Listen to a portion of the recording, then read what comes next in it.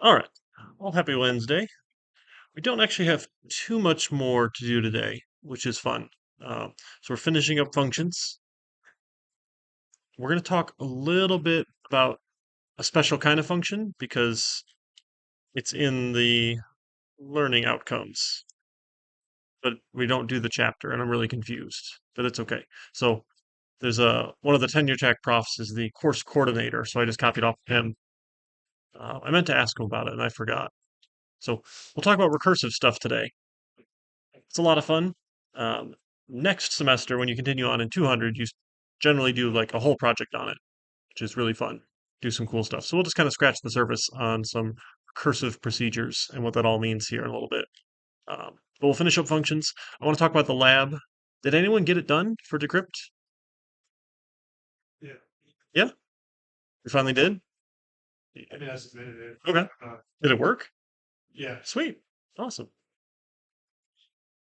So that last little bit on undoing was a little trickier, right? Because it's not the same process in reverse. It's a very different sequence of events, um, which is fun. So trying to puzzle through how that worked, right? So when I think I had this example, right? I was returning the encrypted message. So I didn't do much other than undo the shift here at this point, right? So the encrypted part was, I think, straightforward enough, right? Take the first character and then take the jump a bunch, take the next character, jump a bunch, take the next. So we're turning it into chunks, essentially, right? This was the loop within a loop, okay?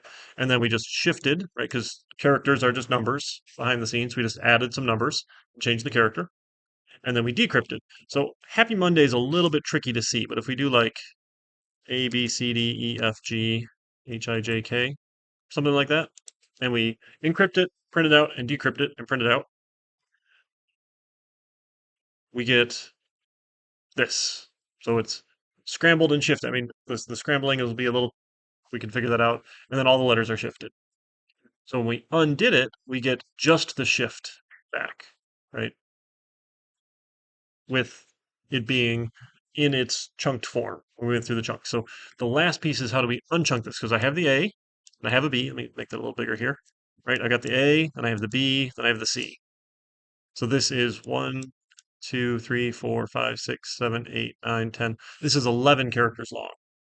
Right? So 11 divided by 3, if we're doing a stride of 3, right? And we drop the remainder, would give me 3. So I'm going to have 3 letters in each of them, but 2 of them will have 4 letters, right? Because there's a remainder of 2. When we look at the remainder. So I get 4 letters, and then 3 letters. So when we're putting it back together, right, I would need the first letter from the first chunk, the first letter from the second chunk, the first letter from the third chunk. That's A, B, C. And then the second letter from the first chunk, B, the second letter, E, the second letter, F. Right? Then the third letter, G, H, I. Then whatever's left over, and I had a remainder of 2, there's 2 more letters left. So I know there's an extra letter in this chunk and an extra letter in that chunk as we look at it. Is that a little easier than the Happy Monday? And it's not Monday anymore anyway. We don't want to think about Monday, right? So probably a loop within a loop. Now, the for loop's going to be a little tricky here for this. It's doable, but I don't think it's going to do what we want it to do. So um, I'm just kind of thinking through. So I know, though, I need to get the same number of letters out for each chunk, right? So if I know that when I chunked this up, right, this idea of when divide by my stride, how many chunks are there, right? This is how many letters are in each chunk. If I did 3 chunks, then each chunk will have so many letters, and then there might be an extra one if there was a remainder, right? So the remainder, right, is modulus the size. So if I had 11 characters, then my stride was 3. I knew there were 3 characters in each chunk with a remainder of 2, right? Just kind of thinking through it. Again, if we can't think through it and kind of sketch it out on paper, we're not going to be able to write the code for it. And this one was actually fun. I tried asking ChatGPT a couple different ways, and it never got it right for me.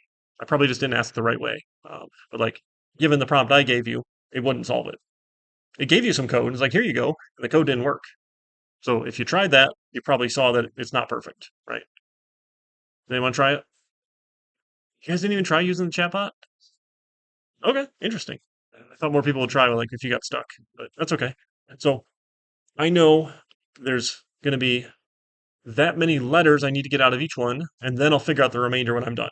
And this is just how I'm thinking through it. So if I get the first letter of each chunk, and then the second letter of each chunk, and the next letter of each chunk, and the next letter of each chunk, this is what this loop is going to do for me. So letter 0, the first letter of each chunk, letter index 1, the second letter of each chunk, index 2, the third letter of each chunk, and on and on and on.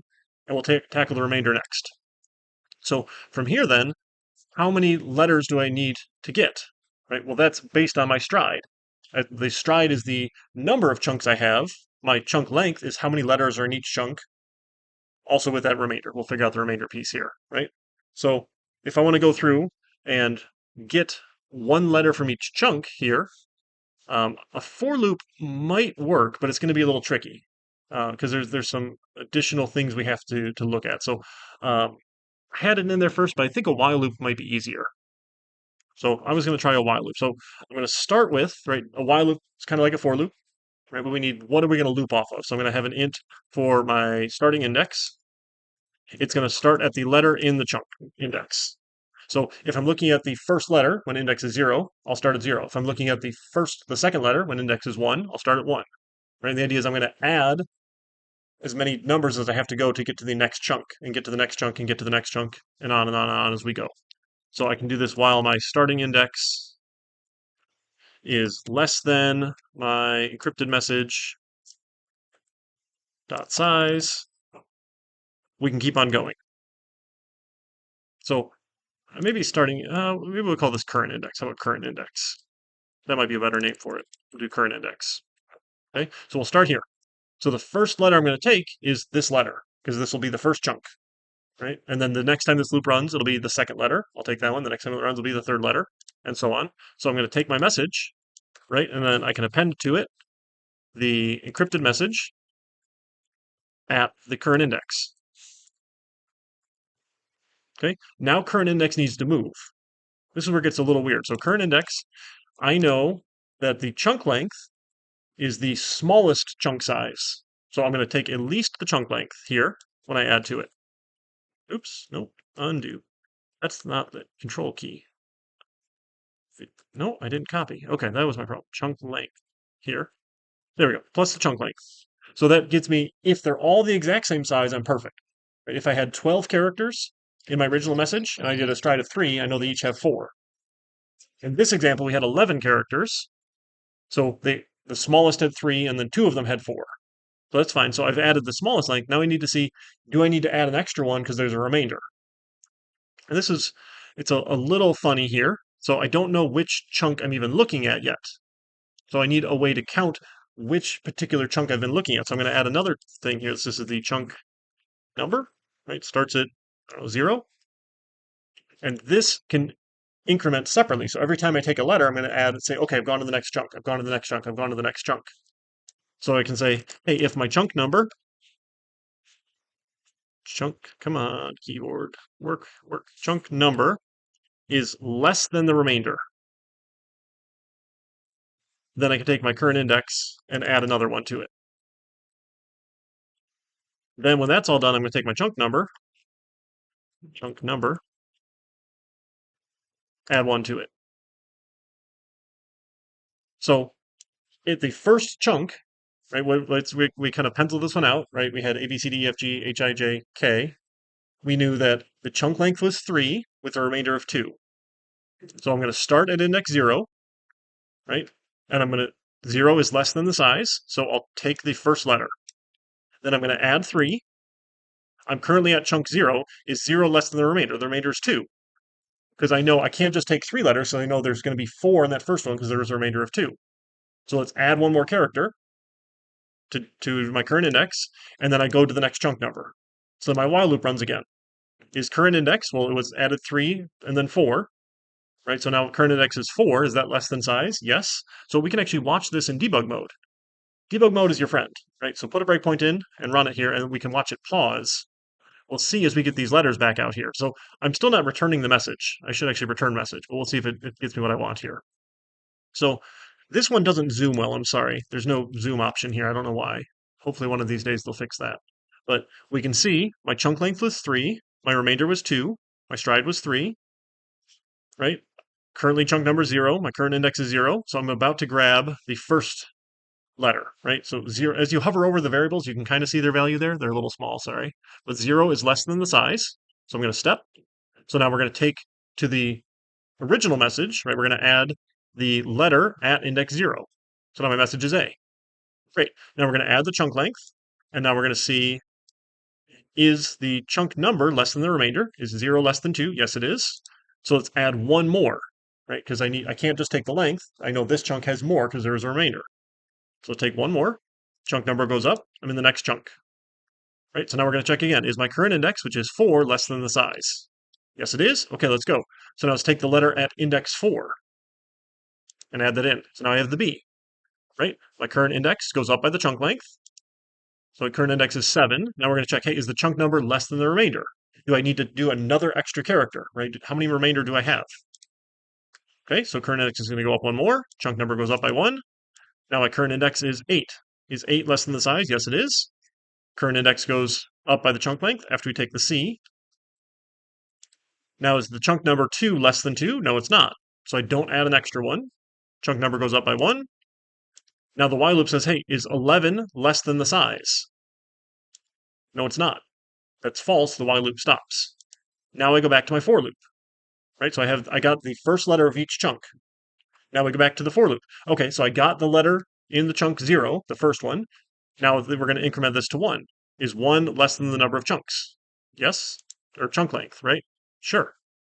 Okay, so now my current index will start at 1 because I need the second character, right? Index 0 is the first one, index 1 is the second one, and we step. So chunk number, we start at chunk number 0. Is my current index less than the size? Yes, it is. So take the letter at that index. So now I have the D.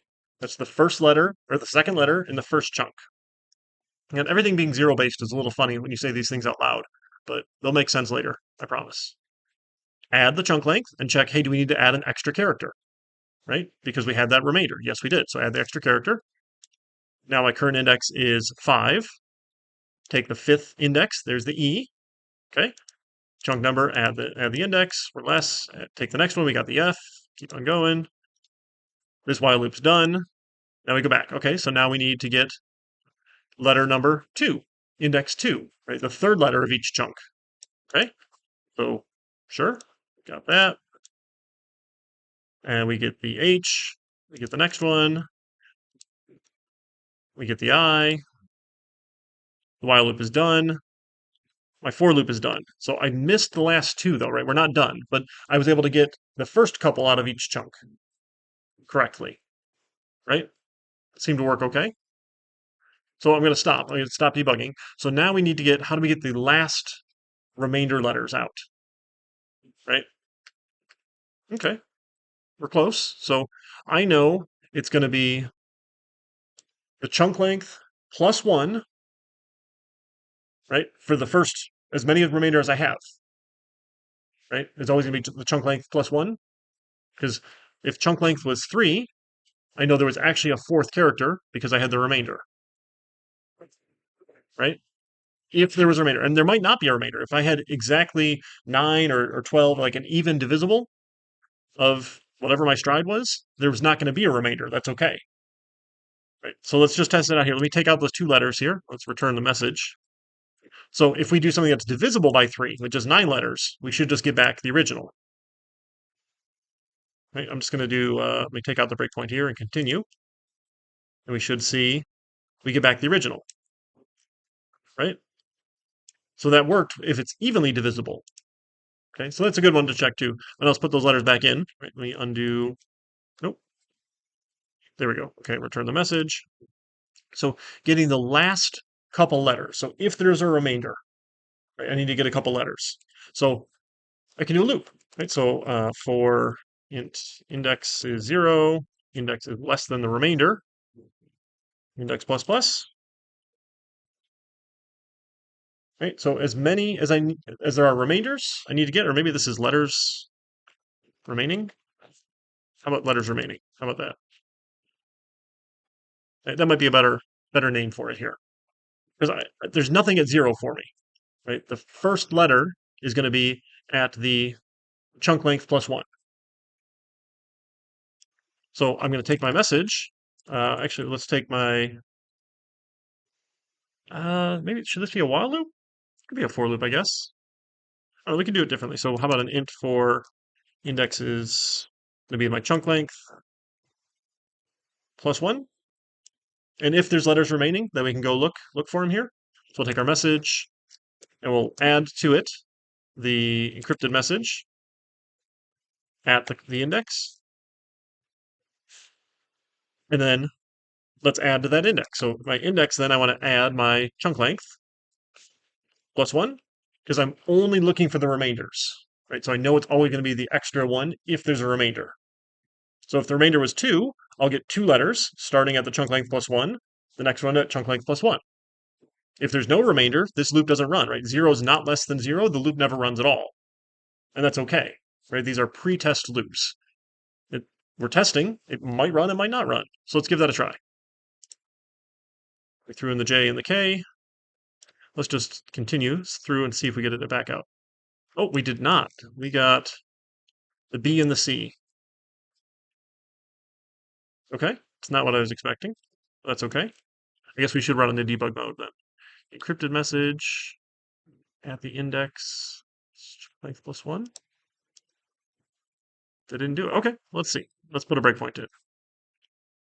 All right, so we've got our message now is all the way through the I, right? We're just missing the J and the K.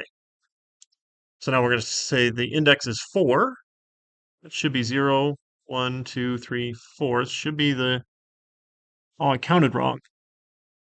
Chunk length is 3. Yep. So I didn't need the plus 1 originally here because we start at zeros. I forgot the 0 offset. So where if chunk length is 3, 3 is actually the fourth letter already. Isn't that fun? Let's try that. So I'm going to go, you can actually change, while this is running, you can change your values too in debug mode, which is super crazy. Like I can just change that to a 3. I don't recommend that very often. It's probably easier to just stop and restart. But if you want to play with it, you can do that. So I'm just going to stop and restart because that's probably a better practice. But you can stop it mid-run. All right. So now we're going to take the letter at index 3. It should be the J. Cool, now we got our J, and now we're going to add the chunk length plus 1. Now, this one should be correct because I want 4 more letters, right? I wanted the fourth letter, which is not index 4. That was my mistake starting at the wrong one here, but 4 more letters should be the correct version here. Now let's get the letter at index 7, and we get the K. Index goes up. There's no more letters remaining. We return the message. We can continue our program. We got our original back out. So now let's try it with not A, B, C, D, E, F, G. Right? Let's try it back with Happy Wednesday. So that's 5, 6, 7, 8, 9, 10, 11, 12, 13, 14, 15, 16. Right? So I'd expect size chunk of 5 with one remainder. Right? If we divide by 3. Sorry, that's my sugar here. What's going on? Interestingly, coffee makes my blood sugar go up. I think it's the caffeine in it. But I'm not about to drink decaf and experiment. That sounds like a bad idea. Decaf's not worth it. That's just like brown water. All right. Do you think it works? Before I hit run? Take that off. Is it going to work? I think so. All right, let me try it. So this was the encrypted. It's probably close to maybe calling it encryption. It's a bit of a stretch. Don't tell the actual security people I called it encryption. This is our bad version of encryption here, but we get our message back out, right? And we could put this down in paper. I mean, looking these characters up in the Unicode table would suck, but you could. You could hand this to someone and they could work it out in paper to undo this encryption, right? We could follow that process. It was lots of fun. So again, this is just you're going to get lots of practice with the different kinds of functions in Zybooks. This is more of the thought exercise of how do I go through all these steps, putting it together here. And then we use the functions too, which is fun. So now I can encrypt and decrypt messages all day long, essentially. Right? Okay, that was fun. So let me go and commit that here real quick. This is done. I did this on a branch. Don't worry about what that all means. It's not really worth our time here. Let's do that. And merge. There's really cool things you can do with Git, so don't worry about it. And then we'll go back to main and fetch. All right, and we're back. Reload. All right, should we go back to functions? I think I had another project. Yeah, the the first one while we were putting the chunks back together. Yep. So all the code's gonna be out on GitHub. Is there something in here you wanted to look at?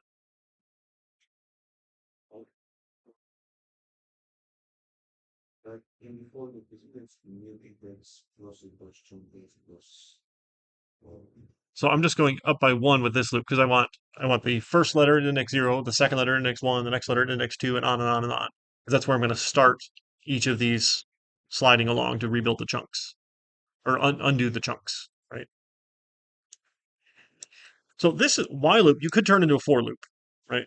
You could do it with current index, but like adding to current index gets a little weird. And the general idea with a for loop, if you have a value here, you shouldn't mess with it inside the for loop. That's considered bad practice. Where? This one? Where, with the last couple letters?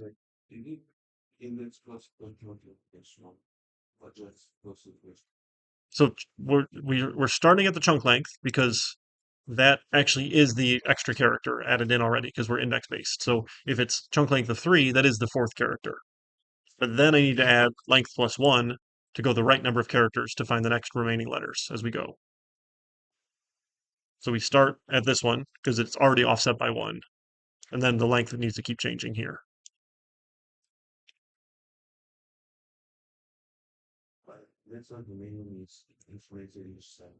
Yeah, so letters remaining is just 1 each time. So I don't actually use letters remaining anywhere in the loop. This is just because I want it to do it that many times, right? Whatever is less than the remainder. So maybe I should count down. I don't know. I could start at remainder and go as long as we're greater than 0. It doesn't. I don't know. You can count any way you want, right? You can do greater thans and subtract if you want. Maybe starting at 0 seems a little funny, but that's okay. Uh, just a preference. All right, so I close this one down, and then let's reopen functions part 2. Did I tell you I got this working? I don't. I googled a bunch of things. I added the word static, and it was happy, but occasionally it still breaks, and I think it's just magic. We won't do this. When we get to classes, we'll do that stuff, and that's okay. But it did work, right? I think eventually. Yeah, okay, it worked. And then, like, if I change something, it gets really upset. But that's okay. So I'm just not going to put file other functions in those other files. It's a headache. Later, yeah, sure, it's a good idea. All right. So I want to talk about recursion. So recursion is relatively a simple idea. Using it in practice gets to be tricky. So the idea with recursion is a function calls itself. So you call a function, and that function calls itself, and calls itself, and calls itself, and calls itself. It recurses on itself until it stops eventually. So to write recursive functions, you need to make sure that they stop eventually. Otherwise, it's an infinite loop, right? So if we just have some sort of dumb function like void print is it over yet, and then this one just counts is it over yet, probably with an end line, and then it calls itself. Is it over yet? This is now a recursive function that will be infinite. Eventually, it'll actually crash the computer because the computer can't keep track of all those function calls on the stack. So in main, if we call print is it over yet, we're probably going to crash. Hey, it crashed. What's our error here? Is it giving a good error? Kernel base, some stack over. Yeah. Okay, good. A stack overflow. If any of you have found the website called stackoverflow.com, a fantastic website. It's sad they're going to go out of business soon, thanks to ChatGPT. Um, it's amazing. This means the call stack where we put here's this function was called at this line, this function was called at this line, so I can get back to where I started. This overflowed the available space that it had. And you can see, if I scroll down, there's just a gazillion of these.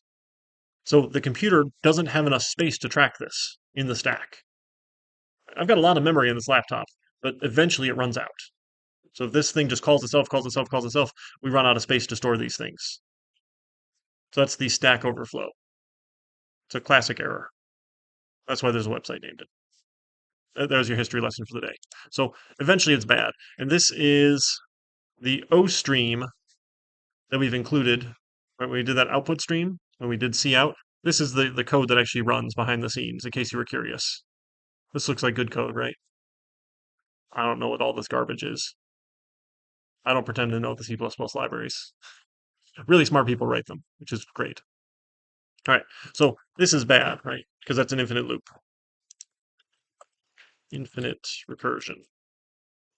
Okay, so try not to do those, right? I'm going to comment that one out. But something like, how about we call void countdown given an int for the number. We'll see out the number with an end line. And then we can say, hey, if my number is greater than 0, greater than or equal to, greater than 0, then we'll call countdown, again, given the number -1. So I'm going to change the value here. So eventually, I should approach a case in which this stops. When number is no longer greater than 0, it won't recurse, right? So if it's not less than 0, how about I have a little else in here? We'll say blast off, right? So this is my countdown recursive function. It calls itself. Eventually, it should stop because number is no longer greater than 0, right? If it's greater than 0, it does recurse. If not, there's no recursion. It eventually ends. So that's known as a base case. We've reached the base case where we're done. There's no more recursive work to do. Now, hopefully you're looking at this and thinking it's silly because we could just write a loop, right? This is just a loop. So the most simple recursive functions are just loops. And if you can just write a loop for it, avoid the recursion because this actually takes the computer more time, energy, and effort. So this is like silly recursion, but it's a nice, easy way to look at how recursion works. So we can call countdown, say, how about countdown from 10, right? I'll put my breakpoint here so it pauses. And we should get 10, 9, 8, 7, 6, 5, 4, 3, 2, 1, 0, blast off, right? Which is fun. So if we want to watch it in debug mode, right, put a breakpoint in, stop and start it again. And we'll see all of these calls go on the call stack. So I'm going to step into, because I want to see what's happening in the function, right? We're at countdown, number's 10. And we'll go step and step and step and step and step and steps. Just step a whole bunch here, right? And you see all of these function calls to countdown on the call stack. When I click on each one of them, right, I see numbers 9, numbers 8, number 7, number 6, numbers 5, numbers 4, right? It has to track the value of each of these. So what's being stored in memory as it runs is where it left off and what values all of the local variables had. Right? So eventually this will stop, right? We'll get down 3, 2, 1. All right, number is now 0, so we output 0. Number's not greater than 0. We're done. We print blast off. And now we see these calls, we say start coming off the stack. Right? The function's done, so it comes off the call stack. We go back to where we left off, which is the end of the if here. There was nothing else to do here for these, right? We just say, okay, now I'm at this if line, nothing else happens. They start coming off the call stack. And now we printed out our little blast off. So that's some simple recursion. Now, I think I mentioned Fibonacci before, and a couple of you shook your head. You knew what Fibonacci was, right? It's this sequence here where the next value is the sum of the previous two values. And weirdly, we find it in lots of places in nature, which is super cool. I don't know how stuff like that happens, but so with Fibonacci, it returns an integer here, and we'll say, I can't actually spell Fibonacci, so I'm just going to say Fibonacci. That might be close. I'm going to try it. So for Fibonacci, we need the nth value here, right? I want the fifth number in the Fibonacci sequence, right? So the weird thing with Fibonacci is the first two values we know because there aren't previous ones. So we sort of have to cheat. We say the first two values are 1 because there is nothing before that. Or you could say the first value is 1 if you want. Some people say it starts with 0, and I get confused by that, but sure. So that's okay. So I'm going to say the first value is 1 and the second value is 1. So real quick, we can say, hey, if nth is equal to 1 or nth is equal to 2, I'm going to return 1 because I know that, right? This is the base case. I know what the answer is. If I don't know what the answer is, right, I can return Fibonacci of nth minus 1 plus Fibonacci of nth minus 2, right? That's the mathematical definition. If you want the nth value, it's nth minus 1 plus nth minus 2, the previous two terms, right? We've solved Fibonacci with code. Again, we could do a loop. This is basically a loop, but not exact, right? This would be slightly harder to write um, in this form, right? We could, and we'll write it the iterative way without recursion in a little bit here. Well, this is Fibonacci, right? If it's the first or second, it's 1. Now, you could shortcut this here and say, hey, if my nth is less than or equal to 2, return 1, because that way if someone gives you a negative number, you're not going to do weird things, because negative numbers just don't play well. Other things we could do, you could just give them back 0 or crash or other sorts of things like that if you want. However you want to guard this is okay. It might be nice, right? Maybe we said, hey, if n is less than or equal to 0, return 0 or something. I don't know. And then we can check for um, else if it's less than or equal to 2. I don't know. This seems a little silly. But again, you don't really know what people are going to give your functions. So it's the overkill. I don't know. If we can we ask the internet what is there's a Fibonacci nth term. Is there a place we can calculate it here? I think it's a Wolfram alpha. Alpha. There we go. So Fibonacci of Fibonacci of 3. Oh, how about 4? Fibonacci of 4 was 3. Sure. Wow. You can do this as an integral. That sounds like something we want to do to calculate it. Yeah. Okay. Sure. But can we give it like -4? Is -3. I guess we just get a negative version of that number. I don't know. Math is hard sometimes, but we'll just say it's 0. And that's fine for now. So if I want to get a bunch of Fibonacci numbers here, right, we can say for int nth is equal to 1, nth is less than, I don't know, how about we do like 30 values here? And plus plus. We can see out Fibonacci. I spelled that wrong, didn't I? Is it? There's not 2 B's, it's 2 C's. There we go. So let me just finish this real fast here. We'll do nth, and I'll go rename it. Nth line. So to rename something, right, you can just go rename it yourself manually and have to fix all the red lines. So you can right-click rename. And then when you right-click rename, it says, hey, here's all the places I found it. You want to rename it all those places. And you say, yes, please. And it does it for you. That's called refactoring. We love when the tool works for us here. And I probably want to say something like, here's the nth value, and then colon something. I don't know. So like 1, 2, 3, or nth term or something, or I don't know. This is probably fine. So let's see if we can get the first 30.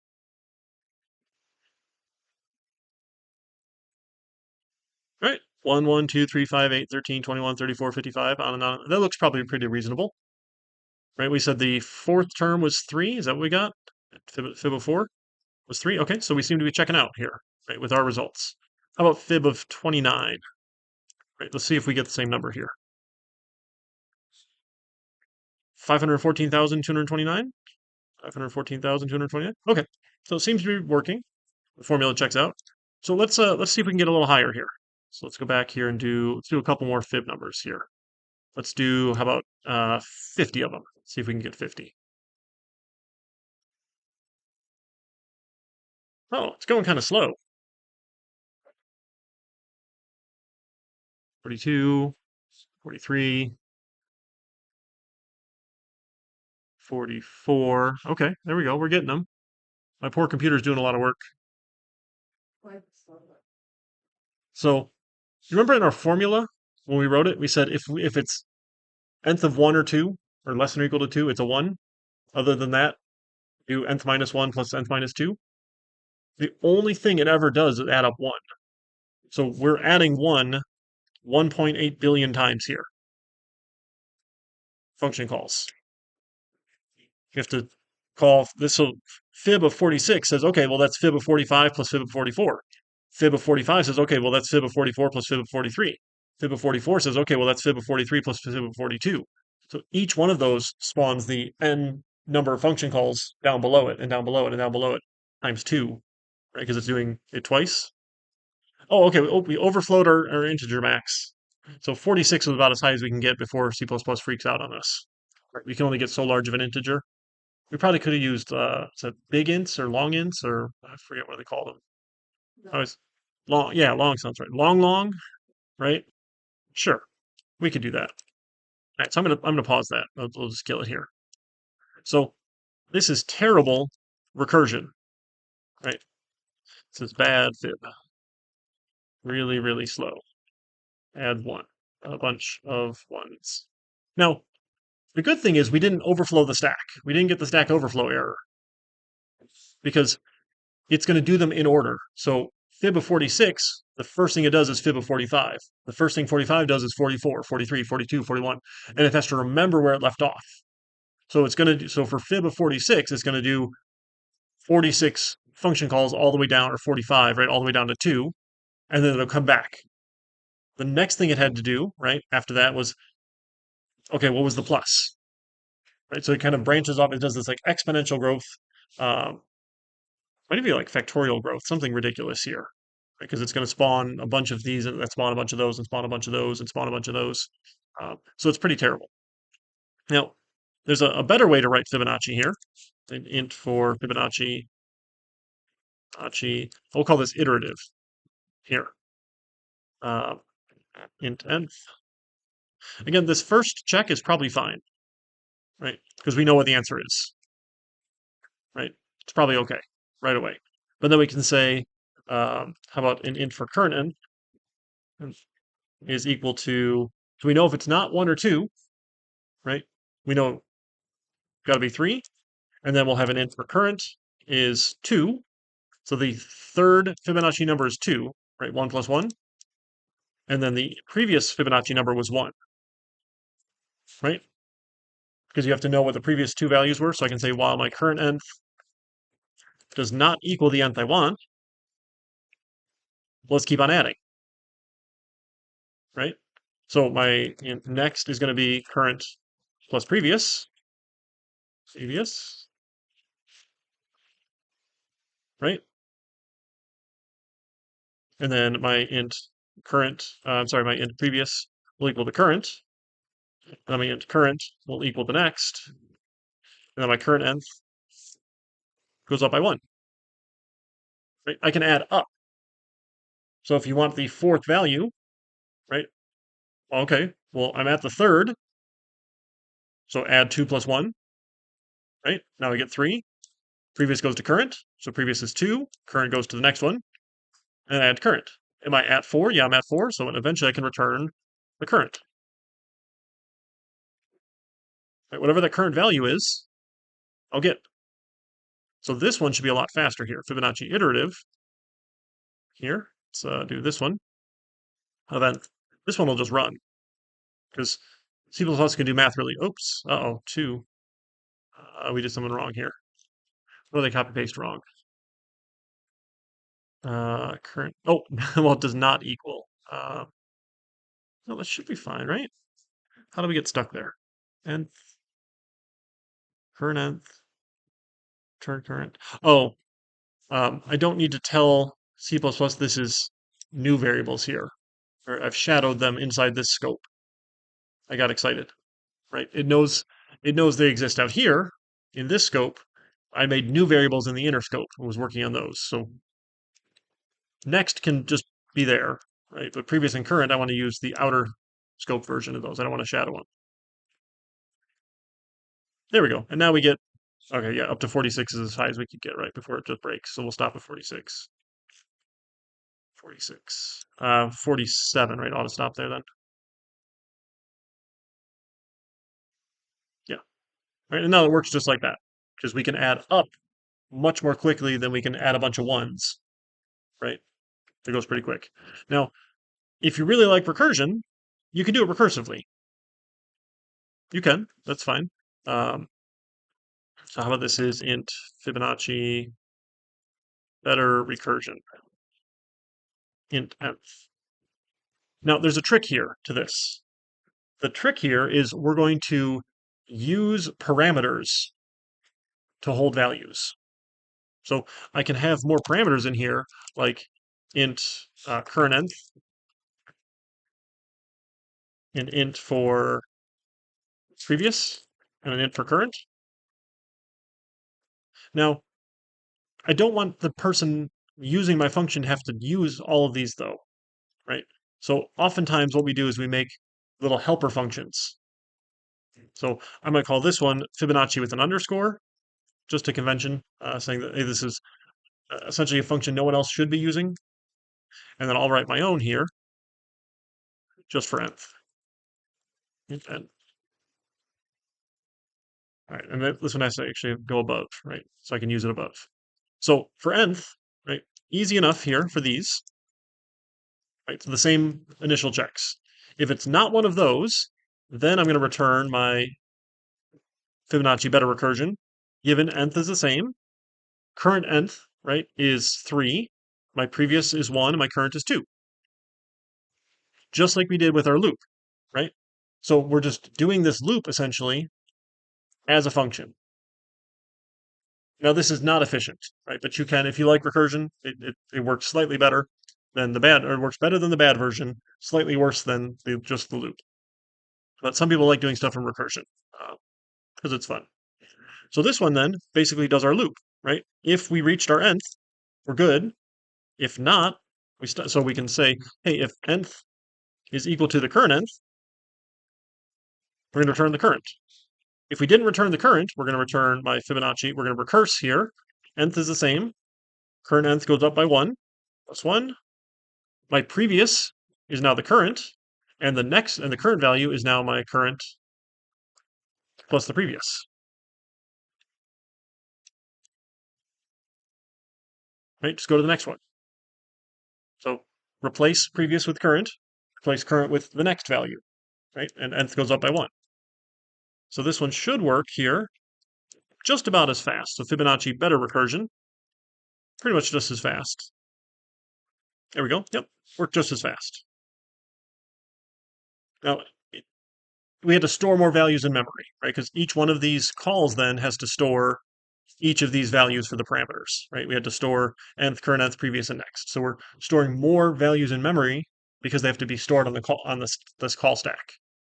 Now it only stored 46 of them. It's not the end of the world, right? 46 times 4 is still a really small number, but it is less efficient. So recursion's fun. We can do fun things with recursion. These are just loops, though, right? If you're just doing a loop, do it as a loop. So the general rule of thumb when it comes to recursion, and again, we'll get deeper into this next semester if you continue on and take 200. Um, anything you can do recursively can be done without recursion. It's just a rule. Now, some things are done more easily with recursion, right? And that's why recursion is really helpful. Now, I'm not going to solve it for you, but just like to think about for a minute here. If I wanted to go and look at folders in my computer, right, and we're actually going to talk about in the next chapter, how do we deal with folders and deal with files and things. If I were to say, hey, give me a list of all the files on my computer and write a C++ program for that, how would we do it? Well, we could start at the C drive and get a list of all the folders and a list of all the files and print all the files. And if it's a folder, go into that folder, get a list of all the folders and get a list of all the files, print all the files. It sounds recursive, right? It's doing the same thing at different levels, right? Eventually you run out of folders, but I can put folders inside of folders inside of folders inside of folders all day long. I think there's a path limit in Windows. I forget what it is. It used to be smaller. I think Windows 11 changed it. Is there a max path length? Windows 11. Let's see. 260? Sounds like. Let's see. 260 character limit. So 260 characters. We can put a lot of folders inside a lot of folders inside a lot of folders, but eventually we run out. So we could solve it without recursion. right? If it's a folder that we don't want 260 folders inside it, like ifs, that'd be really messy. We could say, hey, if it's a folder, recurse, do the same thing. List all the files, and for every folder, recurse. List all the files for every folder, recurse. Right? It sort of does the same thing. So some recursive functions are really nice to use because it's harder to do without recursion. It's not impossible. Uh, the way that you do it, and again, you get more into this next semester, is you use a stack. Right? Just like this goes on a call stack, we can use a stack to store a bunch of things, and that's all sorts of fun stuff. We're just sort of giving you a preview of that here. Okay, so we'll probably write a basic recursive function next lab because I'm supposed to be able to test to make sure you actually did these things here. Uh, right, all of these outcomes, we're supposed to do something here eventually. So we'll have to do use cases and activity diagrams at some point, so I can say you did them all. Um, we haven't got to use cases yet. We'll get to classes. We'll talk about those. The activity diagrams, we touched briefly on this idea. You draw the picture and diamonds are decisions, and then you go left or right. It's close. We'll come back to this when we get to classes. Right, we'll write small programs. You can compile and execute programs using an integrated programming environment, such as MS Visual Studio. That's what we're doing, right? And use a program like Visio to draw UML activity diagrams. Sure. So we've got that in the lab. We can do that in the lab, so you don't have to download Visio on your computer. There's like some free alternatives too you can use online, which are nice. I just use Word because it's easy, and I don't have Visio on my laptop. I don't like switching back and forth, but Visio does some cool stuff. So we'll come back to that. All right, but those are things we're going to look at throughout the semester. Okay, so we'll come back to it. How you feel about functions? They're fun, right? They reduce repeated code, so we don't have to feel bad about ourselves. Right? Anytime you have the same code twice, you should feel bad about yourself. Yeah, good. Okay, and that's all right. You'll get there. It's okay. Um, and they put a nice name to what's happening. Right? I think that's almost more important. So we can just put a name to here's a small piece that we're solving here, right? And then we use functions when we do that functional decomposition. We take a big problem and break it down into smaller and smaller and smaller and smaller problems, right? I can say, well, this is really hard. What are the different steps I have to do to solve it? And I get all my different steps. And we can go from there, breaking down those little steps. All right, cool. So we'll meet back up on Monday. We'll finish up a little early today. We'll get into streams, which is files. It's okay. It's a weird name for it here, but we'll do files. So you can actually have something on your computer that exists longer than when you're running the program. Because so far, as soon as our program's done, all the data goes away, right? We're only storing things in memory. So when the program stops, we give the memory back. We don't have the data anymore. So being able to store information in files or read information from files is huge, right? Reading stuff out of files is very popular, right? Because it's what programs do a lot of times. And then we don't need people to be pressing buttons all the time. I can like deliver a file somewhere and write a program that runs and does something with this file and gives me new output. I don't have to manually do anything, which is great. The more things we can automate, the better. Tends to be the rule of thumb. The week after that, we'll do midterm review on Monday. And we'll do a lab on streams, and then we'll have the exam 10:25. I don't like watching people take tests, so if it's okay with you, you can just take it whenever. Take it from home. It's in Canvas. Does that sound reasonable? Okay. Um, it'll be timed so that when you hit start, you'll have the full hour 15 to finish it. Right. So just anytime you want to take it's great. Not everyone likes taking tests at 11 in the morning.